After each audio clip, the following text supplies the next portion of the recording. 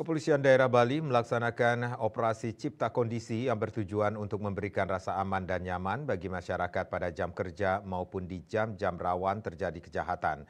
Di hari pertama operasi, personel Polda Bali berhasil mengamankan terduga pelaku curanmor di Jalan Mahendra Data, Denpasar.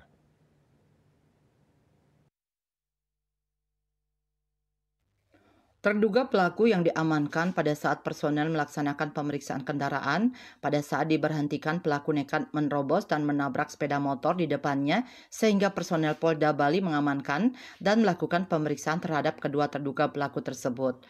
Saat diperiksa oleh personel dari saku terduga pelaku didapati sebuah kunci letter yang diperkirakan digunakan pelaku untuk melakukan aksi pencurian, dan pada saat ditanya terduga pelaku menginformasi bahwa benar mereka baru saja melakukan aksi pencurian.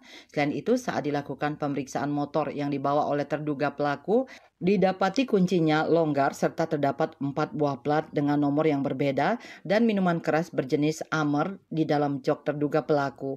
Saat ini terduga pelaku sedang diamankan dan dibawa ke Mapolda Bali melakukan penyelidikan lebih lanjut. Tim Liputan Bali TV.